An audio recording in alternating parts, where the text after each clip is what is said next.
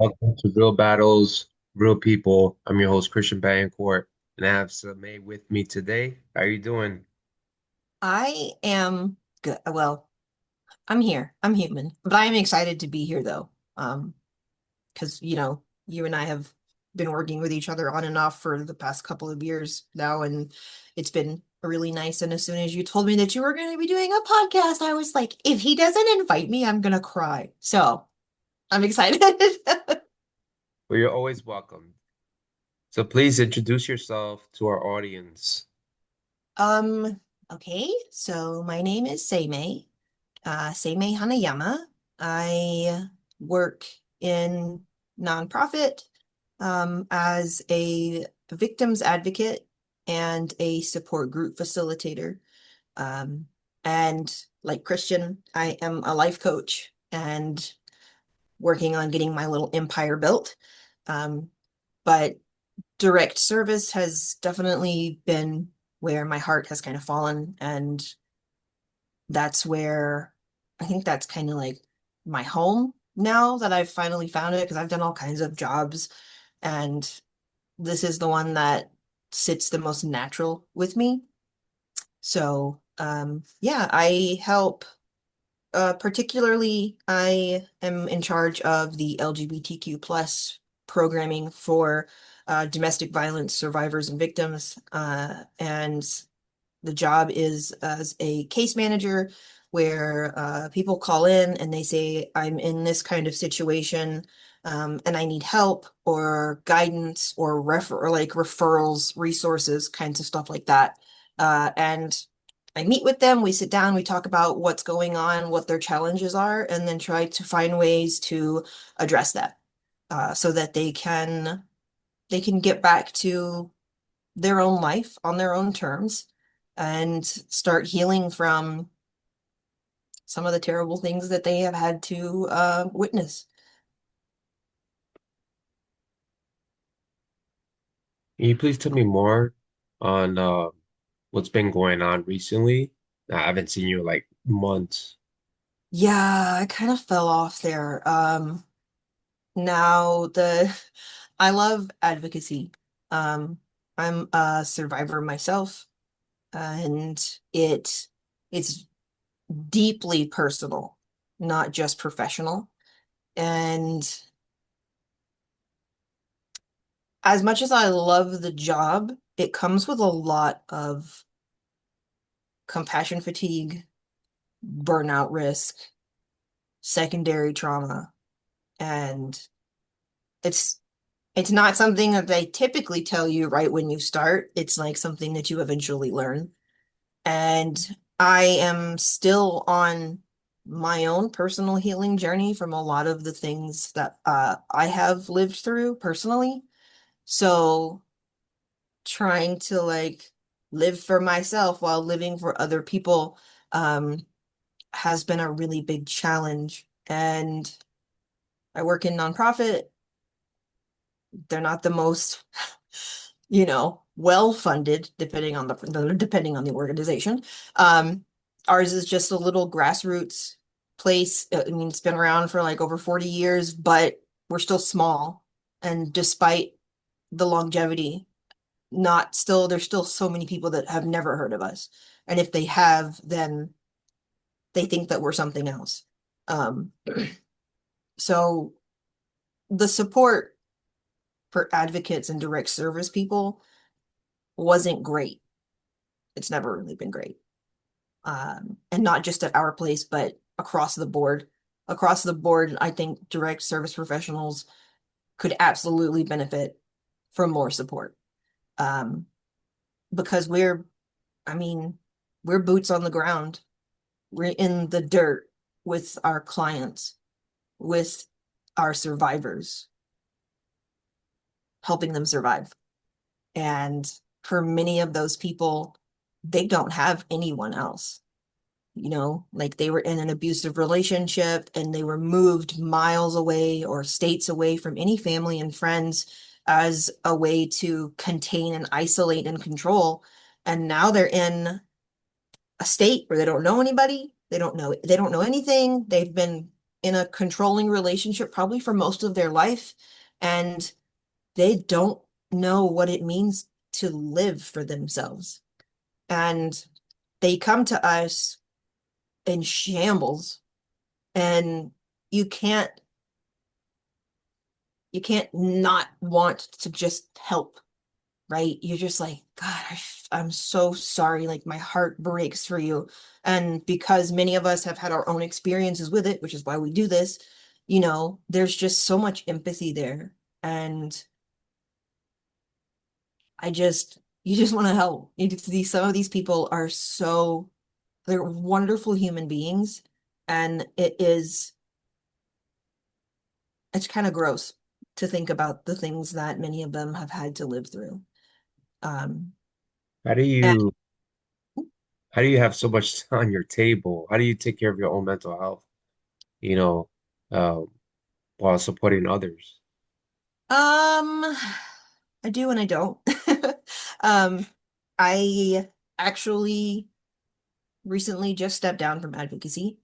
Um, I took a month off work because it became too much. It was overwhelming, it was oppressive, and I just felt so helpless and stuck in the chaos that had become my job. And I, on June 2nd, I had a suicide attempt and it failed. Hi, I'm still here. Um, and it's, I definitely don't want to make light of a serious situation and definitely don't want to discount or discredit anyone else's experience. However, for me, there is going to be some humor in it because, hi, I have trauma. Um, and that's just one of the ways I deal with it. It's also helping me come to terms with it's okay. Like, it's okay to struggle and to, have these challenges. And it's not anything to be ashamed of or disappointed in yourself or guilty because I have clients, I have support group members that look up to me. And whether or not they say it directly, you kind of know, right? And I felt so fucking horrible. I was like, God, what must they think of me when they find out? And I felt so just kind of like weak and powerless. And they found out, and what they did was exactly what, when I think about it, I knew they would do, which was they just got down on that level and they were like, we love you so much, and we are so glad that you are still here, and that will never change. And these are the people that are in my support groups, right? And I'm like, you guys can't say stuff like that. That's my job to do that. And they were like, no, like we're still gonna try and take care of you the same way that you take care of us. And I was just kind of astonished and shocked and really taken aback. I knew that the support members that go to my groups are, wonderful people, but they really just, I don't know. That group does as much for me and my own peace and healing as it does for those members. So that's they've kind of been a lifeline. But I still made the attempt. It didn't go through, or I survived. The attempt was still very real. And I was, of course, in just tears. And it was like, I didn't, at the moment, it wasn't, I want to die. At the moment, it was, God, I just want everything to be quiet. And I want relief and I want peace. And that that's what I remember going through my head. And that's why for me, like, I feel like it's such a big thing, right? Because we have people who it's oh my God, what's his name? Robin Williams was like, suicide is a permanent solution to a temporary issue. And it's real. That's real, right? Whatever we're going through is temporary, but it doesn't feel like that. It feels inevitable and it feels unescapable. And if you had asked me before, well, do you think that this job would make you suicidal? I would probably be like, oh man, I got it. Didn't got it. Didn't have it. Um, and it creeps up on you. It really, really does. And I'm still, it still feels kind of surreal when I think back to it. So I do support groups and community outreach stuff like tabling events and things like that. It's the big Pride months, so I've been doing a lot of those. Um, but aside from that, I've completely cut back. I no longer have clients in a caseload, um, and my advocacy career is currently on hold.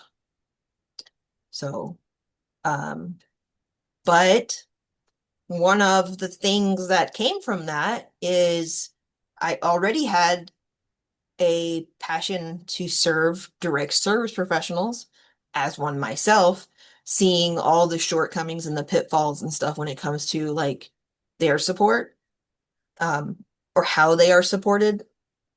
And because we see and hear dark, dark things. You think of all of the worst atrocities that man can, visit on another human, and I've probably heard most of them from this country to other countries, yeah, across cultures, across gender norms and societal expectation. I mean, all of it. Um, and now I just feel fueled by it, um, because of my own like shame around it. And it was like, people shouldn't feel bad for surviving, right? Like, and then I feel like we're in a society where they make you feel guilty. They make you feel ashamed for what you did. And it's like, how about you feel ashamed for putting people into a position where they feel like death is the only way out? And I feel like some of these roles have really got to flip around because I think I'm a good person. People tell me I'm a good person. Um, but these people are good people that are literally destroying themselves to save others. But we're not taught self-preservation, resiliency, especially if a lot of us come with trauma from previous generations that, you know, so many people don't talk about it. Like, oh, we don't talk about that kind of stuff, you know? And fucking hats off to the younger generations now. Like absolute fucking kudos to them for just calling shit out where it is and as it happens and just being like, we're human beings and we don't deserve this. And I really respect that. I enjoy that. And I try to embody that now, especially. Um, but I just feel like the blame is usually in the wrong place. And like, God, I don't want other people to experience that sheer level of hopelessness.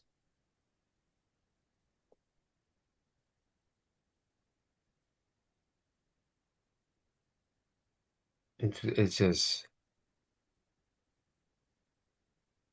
I'm happy that you're with us, Thanks. and for you to go through that path and have that support. Who was there to support you at that time? So my partner of going on, oh my God, our anniversary is coming up this month for like 6 years. We'll probably die together. He military 25 years. Um, incredible human being. Love him to pieces. Cannot speak highly enough of him. Um, I mean, he's done everything. You know, he was a combat medic and then went to into like special ops as like a signals officer and then just all kinds of things. Um, he's done EMT work. He's trained, he's taught, he's been a physical therapist for like sports teams and things like that. And he just has this wealth of knowledge. He's very ADHD, which means his superpower is he's good at whatever he puts his mind to. Um, and yeah, so he was here. Thankfully, I was not home alone. And I went to him and he he saw what was had happened and he just came to me and he just put his arms on my his hands on my shoulders and he was like, let's just go sit down and get you cleaned up. And I don't feel like that would be some of the responses of some people, right? But he's done multiple tours. He's an absolute combat veteran. He's been at the forefront of every natural disaster in the past 20 years, you know. So I was incredibly fortunate um, to have had him this all of this time since we've been together. And he has been the biggest supporter that I have ever had in my corner. Um, Most of my family I don't talk to anymore, and people that say they want to be friends forever eventually get up and leave. And so I have strong abandonment issues. Um, but he's always been here. He's and I just know that he always will be.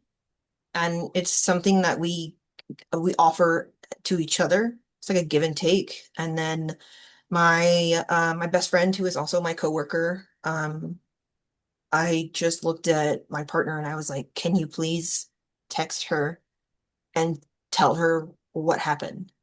And he was like, yeah.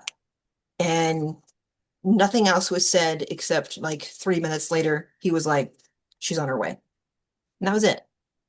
And I've never had people like that who would just drop literally whatever they were doing to make sure that you were okay. That was wild to me. And honestly, for a little while, it made me feel even worse because I was like, oh my God, I was about to leave these people. And and like, how would I have left them in shambles? They would have been distraught. And I try not to linger on it too much, but it is true. It would have been the reality of it. And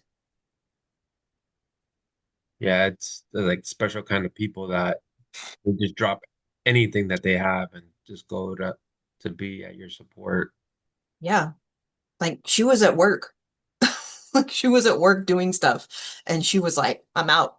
Bye, I'll be there in a minute, you know? And she's been here since in between her and my partner, like right in the beginning, they would like they would have like like first watch, right? And so one of them would be like, okay, well, I'm gonna stay with Seimei for, today. And he's like, well, I've got to go do running around. And then she's like, don't worry about it, I got you, I'll be here, And just and it felt kind of silly at some point, but then at the another side, it was just like, God, I'm so fucking grateful that I have people like you in my life.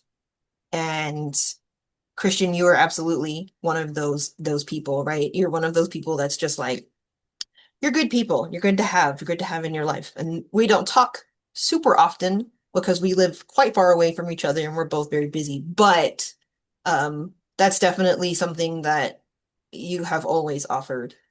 And I've always felt comfortable just telling you whatever. because you're Yeah. also a very real and vulnerable person and very authentic, and just appreciate you. So thanks. This is Appreciate that. this has been nice and also kind of cathartic in the same sense. Well, I But got yeah, your back no matter what. You need to talk to somebody, I'm here for you. yeah, you're Yeah. my because I talked to you during my cancer scare, Yeah. and you were one of the only people that acted normal about it because you were like, I get it. That's fine. Yeah, cool. Whatever I, you need. Like I was like, oh, thank God, somebody that understands. Um, so that was a big thing too. Super appreciate that. yeah. Those are scary moments. You think about it, going through something like that, it's very scary and you don't know what to think, what to say, and Hmm. you want to feel that pity from other people, so you stay quiet. You don't want to share it with nobody. Yeah. I Yeah. think I think that was why I felt comfortable because there wasn't anybody around me regularly that was like, a cancer survivor, but I knew you and I was like, I just want to talk to Christian about this. And it was easy because you're easy to talk to. So you were like, completely understand. Yeah, no, I get that feeling. And I was like, oh, thank God I feel seen, because everybody else is like, I'm so sorry, I can't imagine what that's like. And you're like, I'm so sorry, I can imagine what that's like. And it's so different. Like having people that just accept you is one thing, but having people that accept and understand you is another. And it's a gift. It is. So currently, what are you doing right now, um, at this moment with your business? Well, um, I I was working on it nonstop and then I kind of fell out of it for a few months because work got to be too much. Um, my day job, advocacy and stuff got to be too much. And so it had been like 3 months and I went back to go revisit all the work I had done. And I was like, how do you make a business? And after reviewing everything and just going through all of my documents and organizing all of what I had, it was like, oh my God, I have an actual business here. I just need to like do it. Um, and it's been finding, the balance between giving myself time to heal and being intentional about healing and not just doing it because like I have to or I should. Um, and also balancing out the like my hopes, dreams, goals, ambitions, aspirations type thing. Because what I've been working on is like different packages that I can present and offer to be it nonprofits, for-profits, organizations, companies, whatever, businesses, anybody that has a direct service role where you are in constant, oh my God, what's the word? Like interaction um with the public and people that come in, especially if you're a problem solver, like they come to you with a problem, they ask you to help solve it. Um, I want to be able to offer these packages to these companies, these businesses, and just be like, I understand. Here's my background. I'm a direct service professional, okay? And I understand how difficult it can be. And I would like to offer these services for your employees as just a kind of support. And it doesn't have to be like once a week, like it could be maybe a couple times a month, maybe once a month, but just have a life coach that you can check in with and just see how you're doing and help keep you on track with your goals, be they work, be they professional or personal, because both are very, very important, especially your personal goals. Balancing that with your professional life is huge, but it's very hard, especially for some people. For me, super hard, not good at it. But I do seem to have a knack for helping other people um sort and Yeah. find their way through it. Um so I'm like, we're gonna learn together. We're gonna go on this journey together, you and I. Um and I want to be able to offer them maybe like affordable rates, especially if it's a nonprofit. Like I know they're grant and donation funded, so maybe they've got some kind of grant out there that would cover employee support, right? Um, that they could use to pay for the services so that that way the employees aren't having to pay for any of it out of their own pocket. Because I truly, truly believe that that should be an integral part of the benefits that you get, the benefits, the benefits, the right that you should have as somebody that tackles difficult things every day. Um, because you want people to feel supported. And it's like, I want you to have everything that you need should you ever decide to leave, but I want to treat you so well that you decide to stay type thing, right? And I want to offer that, right? And then even say somebody does find out about me and they do work in nonprofit and they're a direct service, they're an advocate or something, and maybe their business or company didn't want to buy into it, but they want something um like themselves from me, they seek me out individually, then I'm really right here thinking that like I would probably give direct service professionals, especially in nonprofit, discounted rates, um, because a few less dollars in my pocket and a few more humans alive on the earth feels good to me. Um, and I mean, hopefully I'm not having to like save people. It's not really the job of a coach anyways, but fuck, man, it helps. It helps having just one person in your corner when things are going hard, like rough and not right for you, like that is a huge difference.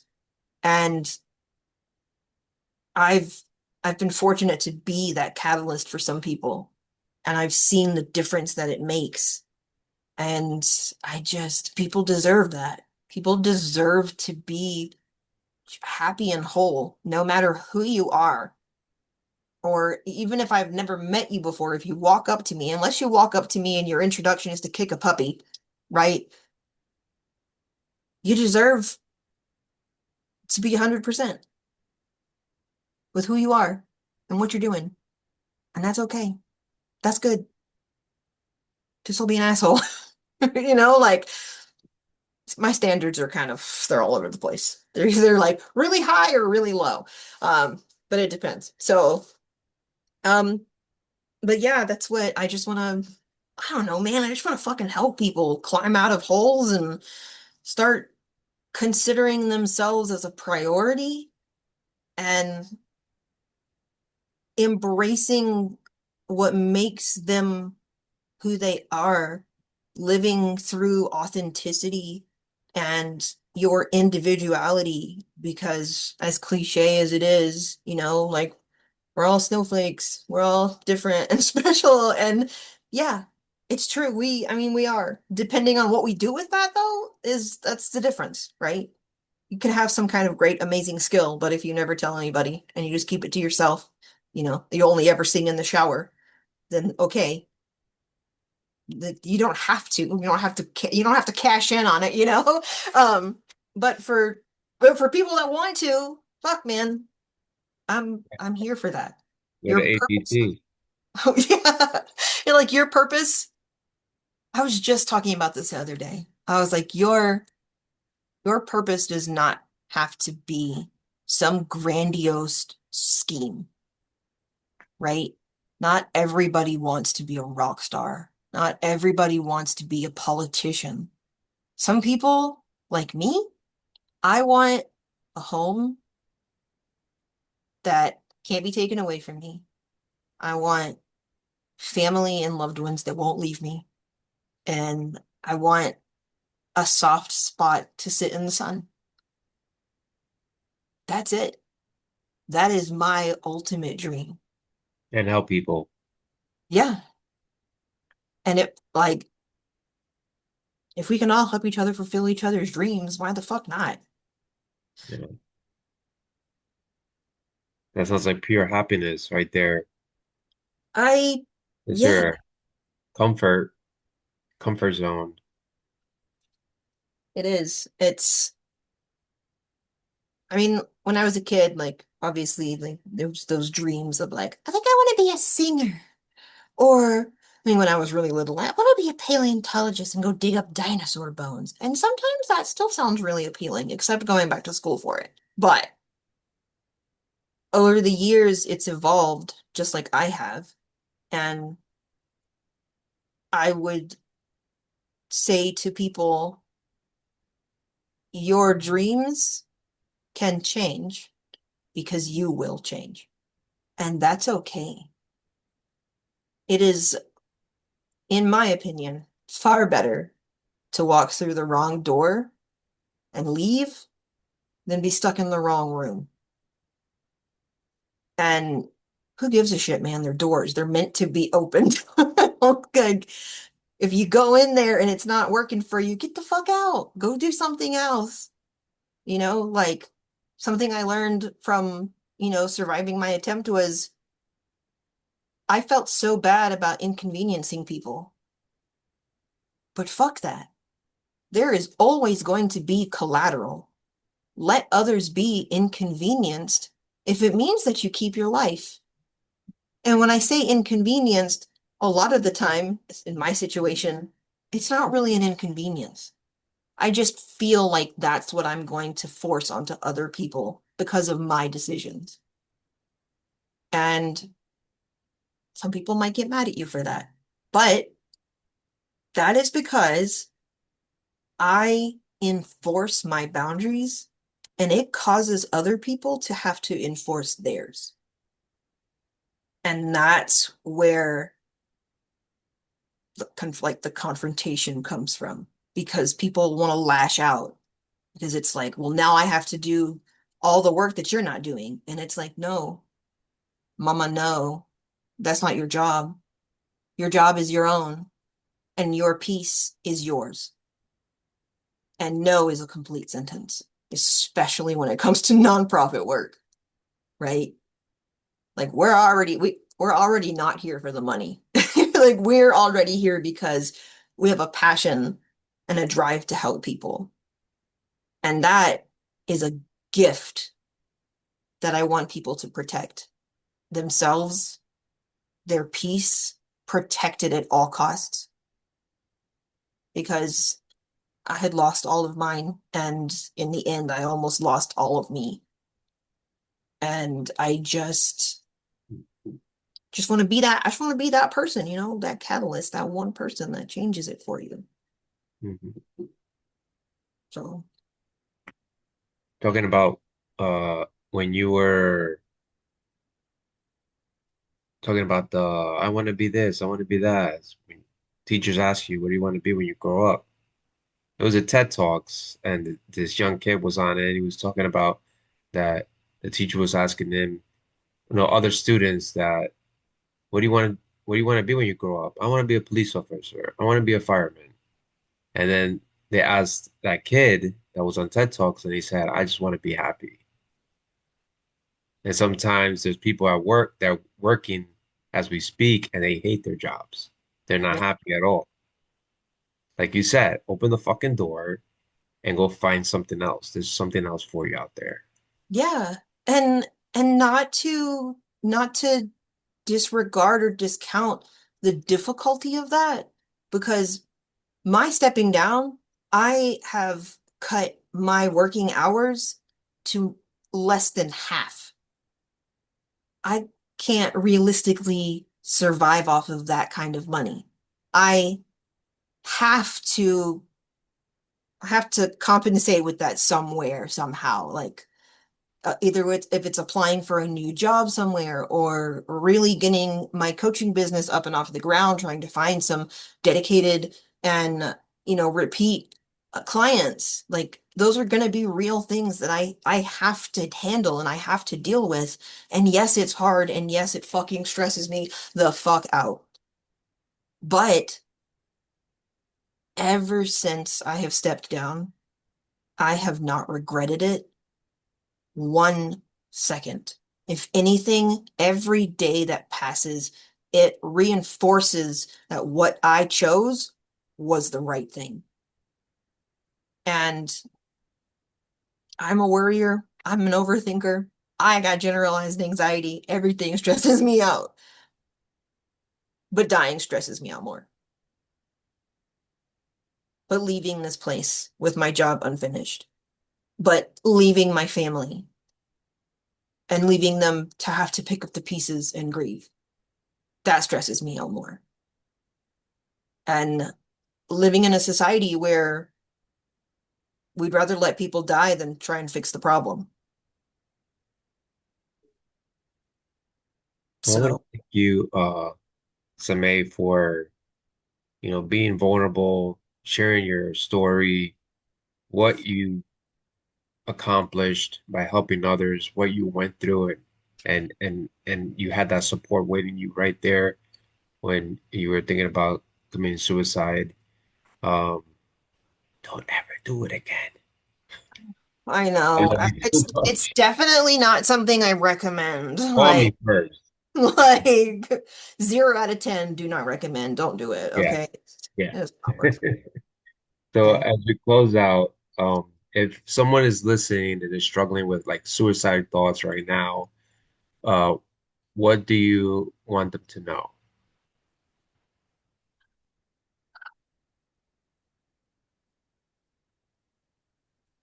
Reach out. Uh, I was like the weekend prior to my attempt, I was just, I was a mess. But I was so afraid again to inconvenience other people. Like I was a burden, right? Your life is not a burden. It is not. No one's is. And if you feel like suicide is a real thing that's very tantalizingly close, if you seek that peace, that relief, I understand. But you will miss out on so much more. There's it is always okay to start over. Once you hit rock bottom, mama, there's just up to go. And as fucking corny as that sounds, it's just true, and reach out to people.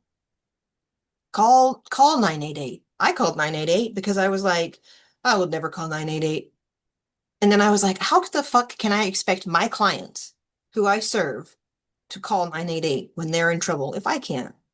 And so I did. And they're actually really nice. So there are resources out there. There are people that care. You might not even know those people, but I guarantee you somebody cares. I don't know you and I care. Not you, Christian, because I know you, but whoever's listening to this, like there there are other ways out. And life is not about continuation. Life is about what you want and what you make of it. And you are loved even if you don't know it. I'm happy I have you on the show and have people listen to what you have to say. And thank you so much. Yeah. Thank you for everything, for all that you do. Appreciate it. Well, this is Real Battles, Real People. Take care, everybody.